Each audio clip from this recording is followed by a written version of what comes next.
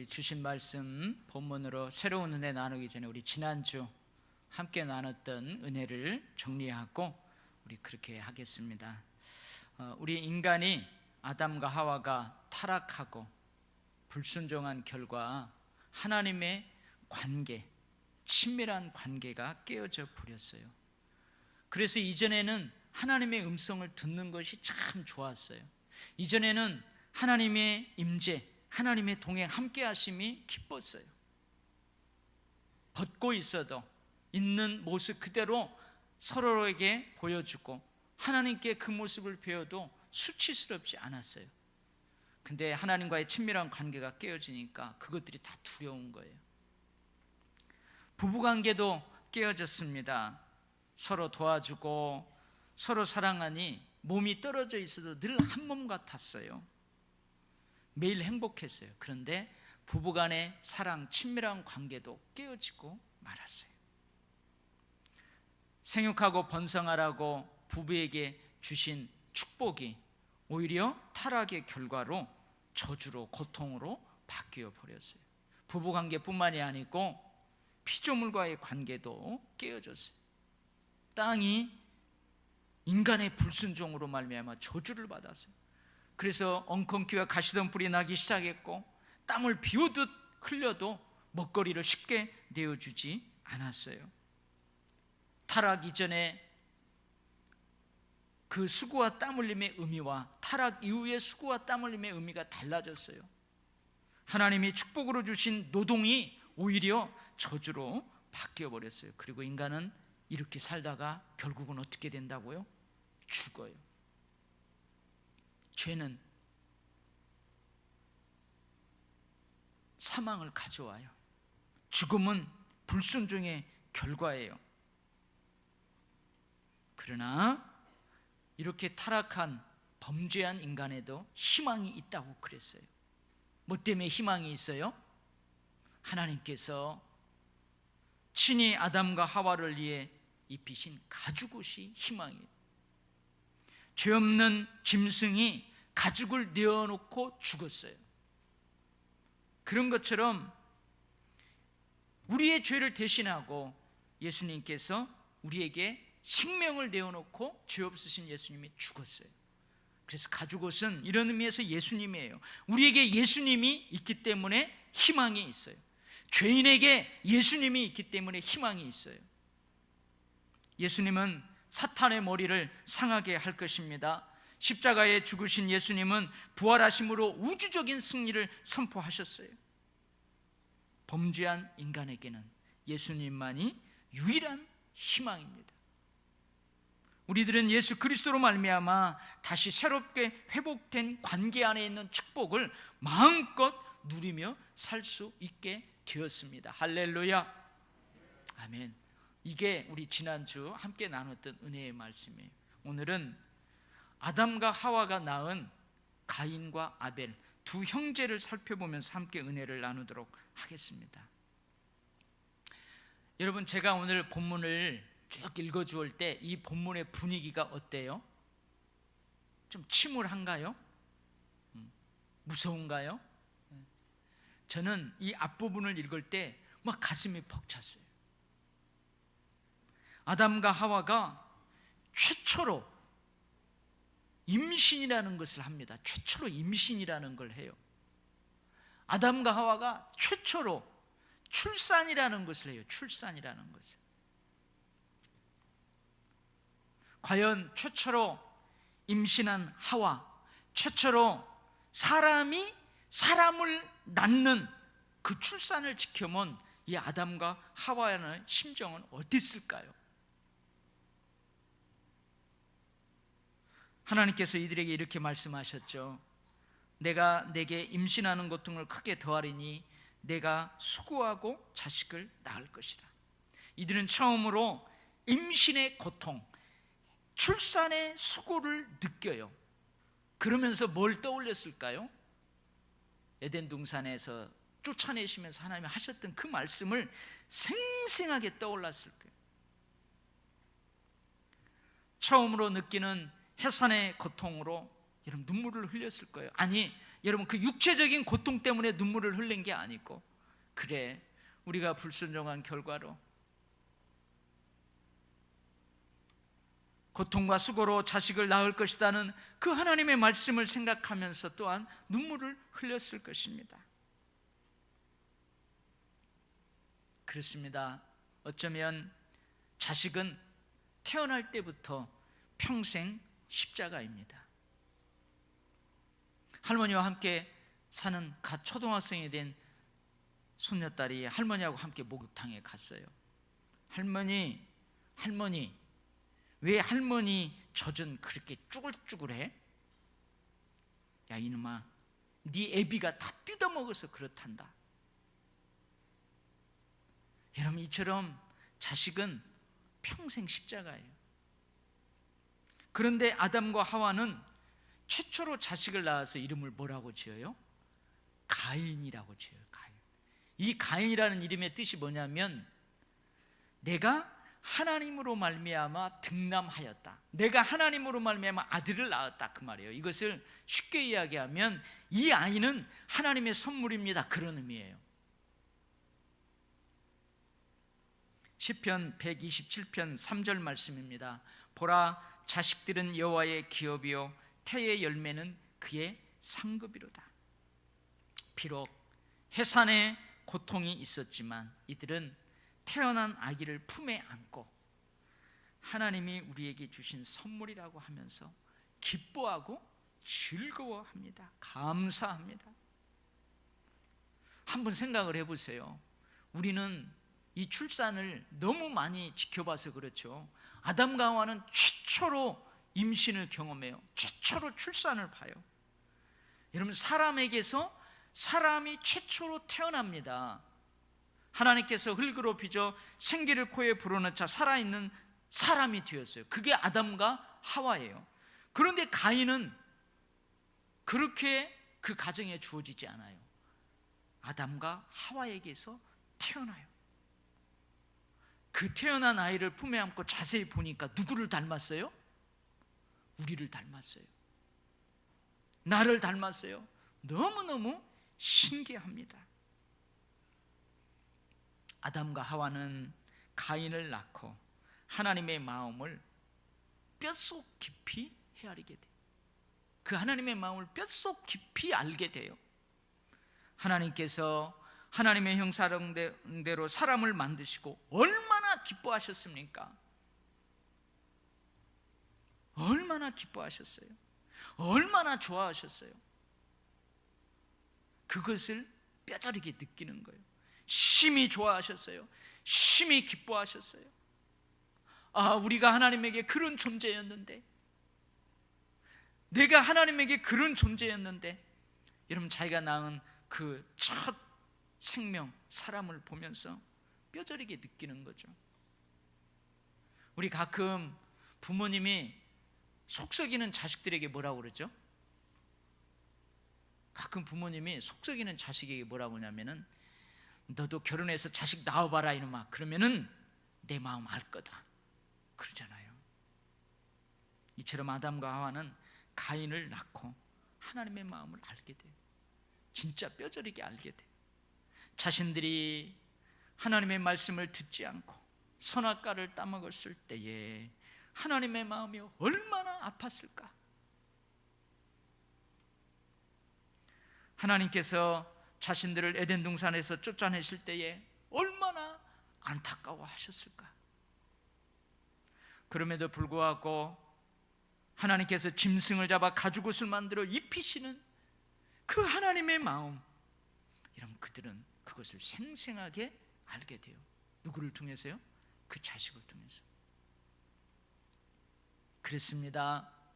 태중에 있는 생명은 하나님이 주시는 상급입니다. 태어난 자식들은 하나님께서 주신 선물입니다.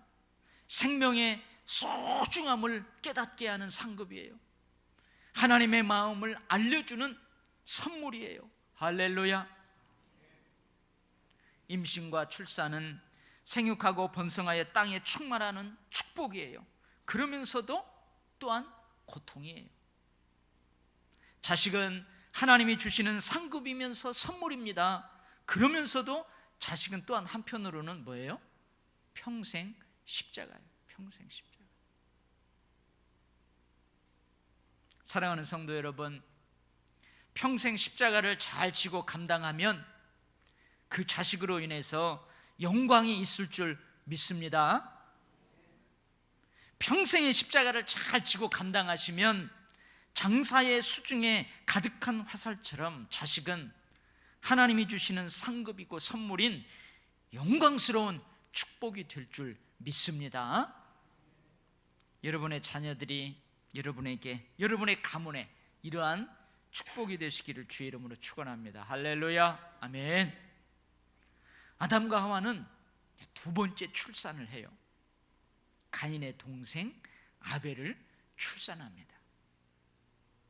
분명 아담과 하와는 이들을 키우면서 에덴 동산의 이야기를 해주지 않았을까요?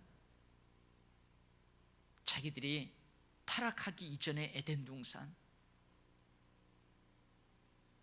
그 동산에서 하나님과 함께 했던 행복, 여러분 그것을 이야기해 주지 않았을까요? 하나님에 대해서도 에덴 동산에서 쫓겨나면서 하나님께로부터 들은 그 말씀도 여러분 전해 주지 않았을까요? 그렇게 세월이 흘러갑니다. 자녀들은 무럭무럭 자랐습니다. 가인은 농사하는 자가 되었습니다. 그의 동생 아벨은 양을 치는 자, 가축을 치는 자가 되었습니다. 이 두 사람 모두는 소산을 얻기 위해서 땀을 뻘뻘 흘리면서 일해요.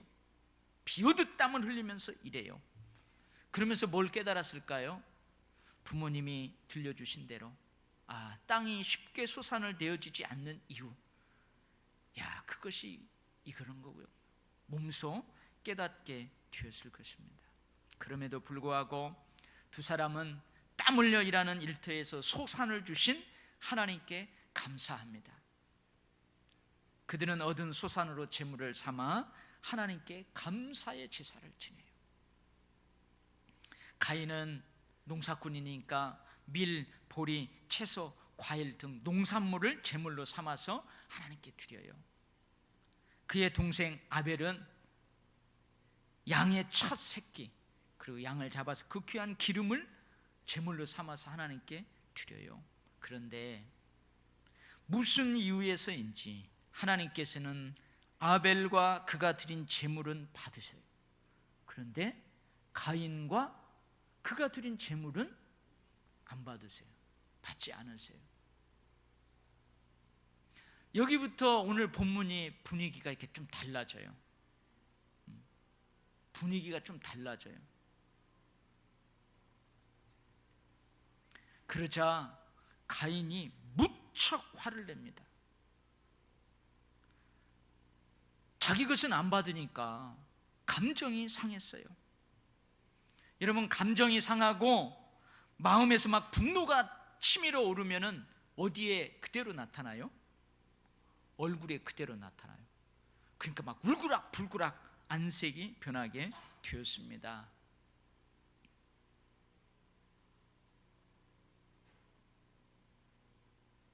하나님께서는 왜 가인의 제사는 받지 않았을까요? 왜 하나님께서는 가인의 제물을 받지 않으셨을까? 그리고 아벨의 제사는 왜 받으셨을까? 궁금합니다. 그런데 더 답답한 것은 뭐냐면 오늘 하나님께서 이 본문을 통해서 분명하게 좀 말씀을 해주시면 좋았을 텐데, 가인아, 내가 네 제사를 받지 않는 것은 이러이러한 이유 때문이라고 분명하게 말씀해 주시면 좋을 텐데 분명하게 말씀하고 있지 않다는 거예요. 이런 때는 뭐가 필요해요? 이런 때는 깊은 묵상이 필요합니다. 그들이 드린 제물에 문제가 있었을까요? 그런데 레위기를 읽어보면 하나님께서는 농작물을 제물 삼아 드리는 제사도 받으세요. 여러분, 과일을 첫 추수해 가지고 오면은 여러분 그 귀한 과일을 이렇게 들어가지고 이렇게 흔들어서 드려요. 이게 요제예요, 요제. 하나님 그 향기를 받으시라고. 여러분, 소제나는 제사가 있어요. 이것은 밀, 보리, 콩 가루로 만들어 가지고 하나님께 드리고요, 빵을 만들어서 드리고 또 전을 부쳐서 드리기도 해요. 그럼 하나님 그거 기쁘게 받으세요. 물론 양과 염소, 소, 비둘기를 제물 삼아 드리는 그 제사도 하나님 받으세요. 그러니까 이 제물의 종류 때문에 하나님이 제사를 받지 않았다, 그렇게 할 수는 없어요. 근데 이런 생각을 한번 해봅니다. 하나님이 두 가지 모두 제물을 삼아 제사를 드리게 할 때 하나님이 하시는 말씀이 있어요. 그게 뭐냐면 두 가지 경우 모두 흠 없는 것을 구별하여 드리라, 그렇게 말씀을 하세요. 그러니 만약 가인이 드린 예물에 흠이 있었다면 하나님께서 받지 아니하셨겠죠. 예를 들면 이런 거예요. 제가 예를 한번 들어볼게요. 농사일을 하는 농부 집사님이 계셨어요. 이 집사님은 맥주 감사주일, 추수 감사주일이면 꼭 현물을 예물로 드렸어요. 자기가 농사지은 그 농산물을 하나님의 제단 앞에 드렸어요. 보리 농사를 지을 때면 항상 보리밭을 미리 구별해 놨어요. 200평 한마지기 보리밭은 미리 구별했어요. 여기에서 나는 것은 하나님께 드릴 거야 하면서 처음부터 다른 논보다도 신경을 쓰면서 정성을 다해서 키웠어요. 이 논에서 추수하는 쌀은 하나님께 드릴 거야. 그래서 처음 모 심을 때부터 200평 한마지기는 다 구별해서 정성을 다합니다. 여러분, 그러니 어떻겠어요? 수확량도 달라요. 보리 쌀의 질도 좋아요. 농사를 지으면서 하나님께 드릴 것은 항상 그렇게 처음부터 구별하여 잘 지었습니다. 그것을 정성껏 드렸어요. 할렐루야. 그런데 어느 날부터 딴 마음이 든 것입니다.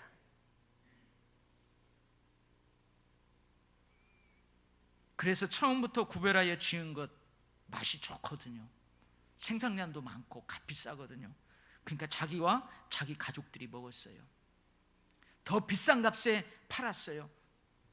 그리고는 팔아도 별로 좋은 값을 받지 못할 것을 모아가지고 하나님께 드렸어요. 먹고 남는 것, 좋은 값에 팔고 남는 것을 하나님께 드렸어요. 여러분, 하나님께서 기뻐하실까요? 어떻게 생각하세요?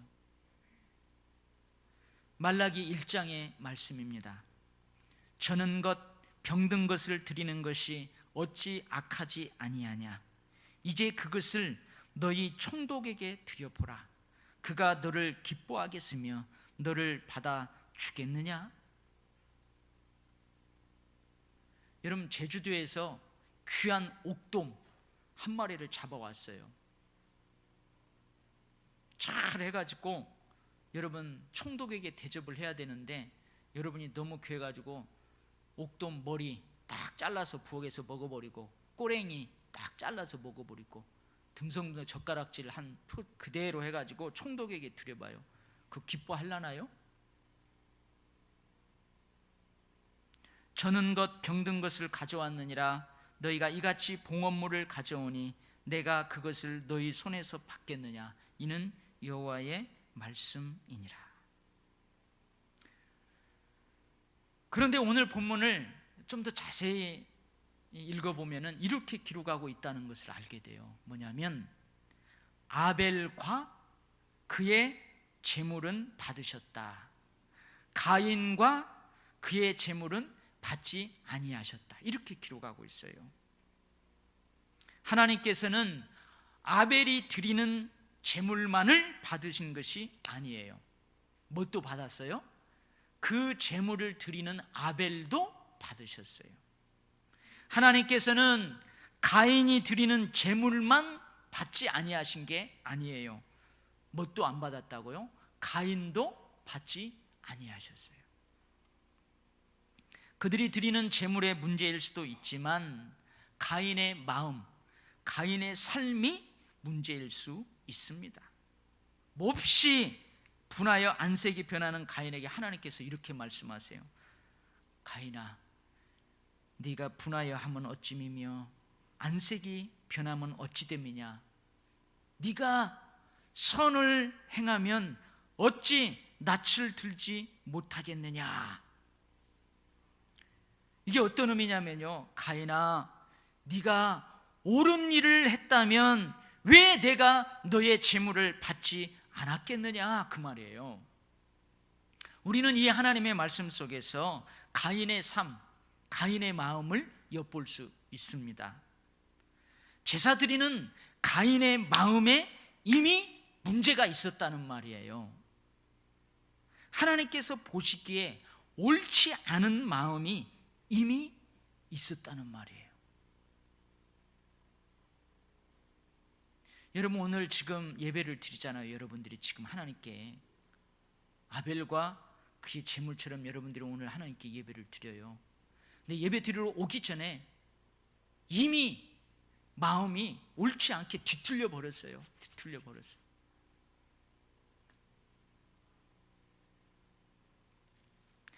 제사 드리는 가인의 삶에 이미 문제가 있었다는 말이에요.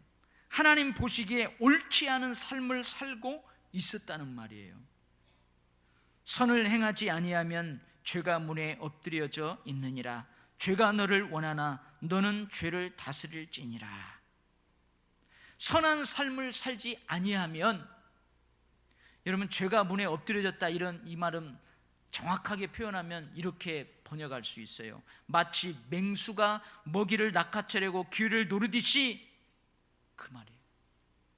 선을 행하지 않는 그런 삶을 살면 마치 맹수가 먹이를 낚아채려고 기회를 노리듯이 사탄이 그 사람을 낚아채서 죄를 짓도록 항상 기다리고 있다는 말이에요.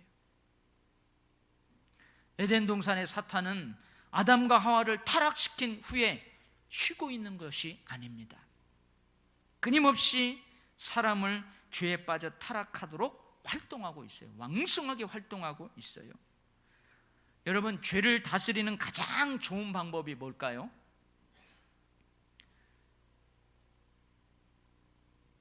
여러분, 죄를 다스리는 가장 좋은 방법이 뭐예요? 적극적으로 선한 삶을 살아가는 거예요. 여러분, 안조는 가장 좋은 방법은 뭐예요? 안조는 가장 좋은 방법은 뭐예요? 적극적으로 안 좋으려고 하는 것이에요. 여러분, 죄를 다스리는 가장 좋은 방법은 내 마음과 내 삶을 성령으로, 은혜로, 말씀으로 충만하게 하는 거예요. 여러분, 내 마음에 이미 선한 것들로 충만하게 되어 있으면 어떻게 들어와요? 히브리서 11장 4절 말씀입니다. 믿음으로 아벨은 가인보다 더 나은 제사를 하나님께 드림으로 의로운 자라 하시는 증거를 얻었으니 하나님이 그 예물에 대하여 증언하심이라. 그가 죽었으나 그 믿음으로써 지금도 말하느니라. 여러분, 믿음이 없는 삶, 믿음이 없는 제사, 여러분, 하나님을 기쁘시게 할 수 없습니다. 아멘. 사랑하는 성도 여러분, 하나님을 예배함으로 우리가 드리는 것은 시간만 드리는 것이 아니에요. 지금 우리가 예배 드리잖아요. 이 한 시간만 드리는 게 아니에요. 여러분, 공간만 드리는 게 아니에요. 이 시간에 우리가 어디에 있어요? 집에 있지 않고 이 성전에 나와서 예배하잖아요. 이 성전에 있는 이 공간만을 하나님께 드리는 게 아니에요. 헌금만 하나님께 드리는 게 아닙니다. 이전에 우리의 삶도 드리는 것입니다. 우리의 몸도 마음도 정성도 드리는 것입니다. 빈 껍데기만 드리는 것이 아니라 우리의 전 인격을 하나님께 드리는 거예요. 이렇게 드리는 예배가 하나님께서 기뻐하시는 거룩한 산제사입니다. 이렇게 드리는 예배가 영과 진리로 드리는 하나님께서 기뻐 받으시는 예배입니다. 할렐루야. 여러분, 그러면 제가 말씀을 듣고, 아니 목사님, 저는 지난 한 주간의 삶을 돌아보니 참 죄도 많이 지었어요. 마음도 많이 더럽혀졌어요. 그러면은 하나님이 오늘 드리는 내 예배는 안 받으시겠나요? 그런 의문점이 생기잖아요. 어떨까요? 하나님, 내가 지난주에 적극적으로 선한 삶, 그리스도인다운 삶을 살려고 했는데 주님, 그러지 못했어요. 여러분, 상한 마음으로 나옵니다. 예수 그리스도의 보혈을 의지하여 그래도 하나님 앞에 나왔습니다. 하나님의 은혜의 보좌 앞에 담대히 나아갑니다. 주님, 저를 받아주세요. 여러분, 하나님은 그 상한 마음, 그 마음을 받으시는 줄 믿습니다. 결국 가인은 자신의 아우 아벨을 어떻게 해요? 들판에서 쳐 죽여버려요. 하나님의 말씀을 듣고 옳지 못한 자신의 삶을 돌아보았어야 합니다. 옳지 못한 자신의 마음을 돌아보고 회개했어야 합니다. 문 밖에 엎드려 자신을 잡아삼키려는 그 죄를 다스려야 했습니다. 그러나 가인 역시 아담과 하와처럼 하나님의 말씀을 귀담아 듣지 않습니다. 지엄하신 하나님의 말씀에 순종하지 못하고 불순종하고 말았어요. 그런데요, 아담과 하와는 그래도 하나님을 두려워하여 숨었어요. 그런데 가인은 오히려 하나님께 대들어요. 오히려 하나님께 대들어요. 여러분, 이게 원죄를 품고 살아가는 인간의 죄된 본성이에요. 가인아, 내 아우 아벨이 어디 있느냐? 하나님, 내가 어떻게 알아요? 내가 내 아우를 지키는 자입니까? 하나님께 대듭니다.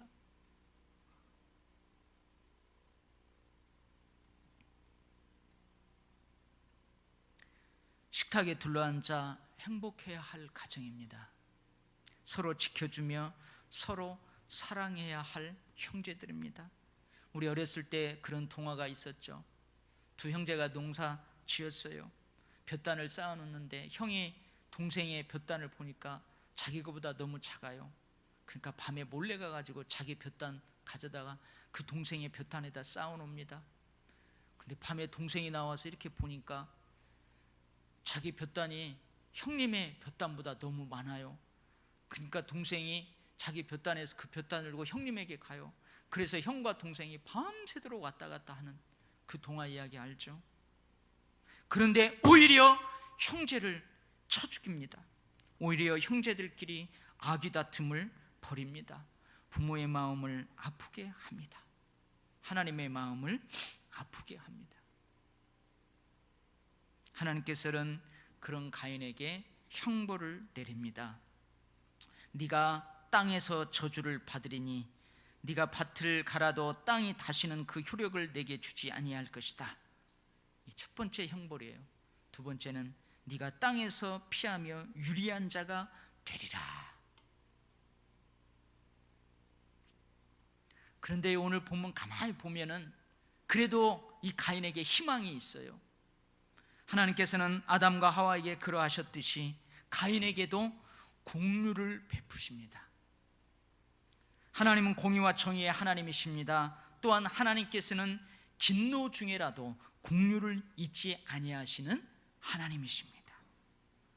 가죽옷을 입히셨듯이 하나님께서는 가인에게 뭘 줘요? 표를 줘요. 표를. 이 표가 구체적으로 무엇인지는 모릅니다. 그러나 분명한 것은 땅에서 피하며 유리하는 삶을 사는 가인을 보호해 주기 위한 표예요. 표. 그를 만나는 사람이 가인을 죽이지 못하도록 하는 표입니다. 이 표. 여러분은 어느 때 하나님의 은혜를 감격해 하면서 감사하십니까? 물론 내가 하나님의 말씀대로 잘 살고 하나님의 명령대로 그리스도인답게 예수 그리스도의 제자답게 그렇게 살아갈 때 하나님 나에게 축복을 주셨어요. 그 축복에 감사하며 감격하고 그런 때가 있을 수 있어요.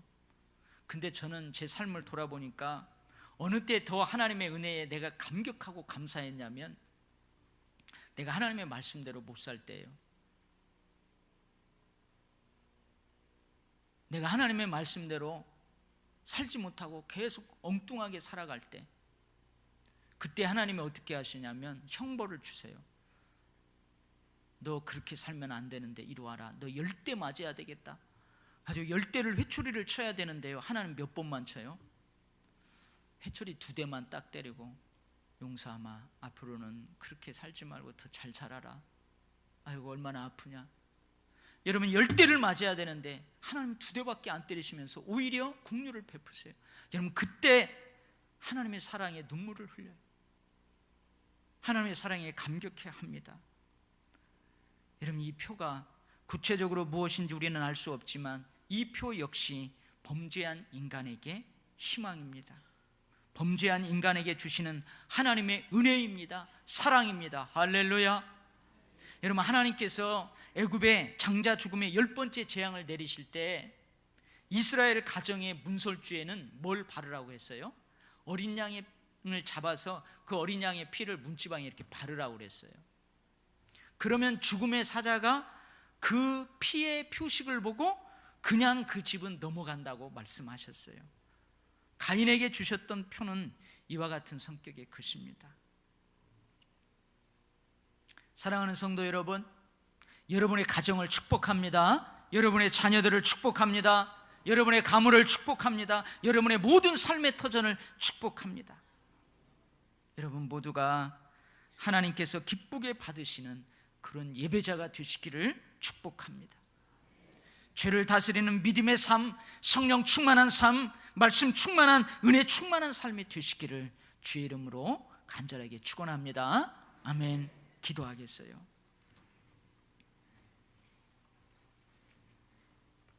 하나님 아버지,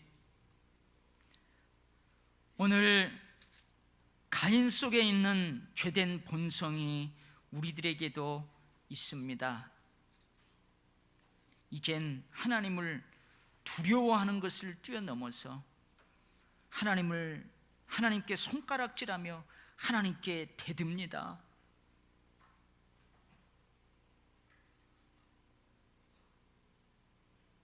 회개하지 않고 우리의 삶은 변화시키지 않으려고 하면서 죽을 것은 두려워하여 죽지 않게 해주십시오.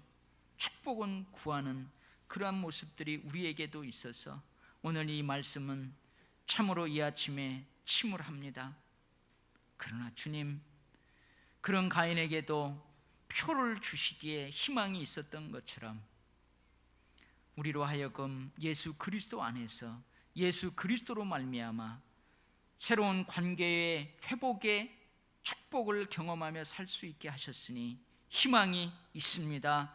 다시 한번 예수 그리스도 안에 있는 그 십자가의 은혜와 능력, 그 사랑, 부활의 소망, 믿음 우리의 마음에서 새롭게 불릴 듯 일으켜 주시옵소서.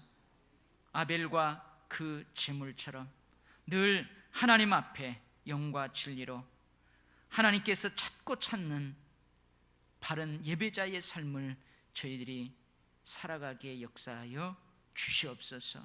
아버지 하나님, 우리의 자녀들, 우리의 가정과 가문, 오 주님 굽어 살펴 주시옵소서. 우리 가정이 늘 웃음꽃이 피어나게 하시고 우리 자녀들 다투지 않고 효도하며 형제 우애하며 가정을 뛰어넘어 주변에 있는 사람들까지도 그렇게 사랑하며 살 수 있도록 우리 자녀들을 축복하여 주시옵소서. 예수님 이름으로 기도하옵나이다. 아멘.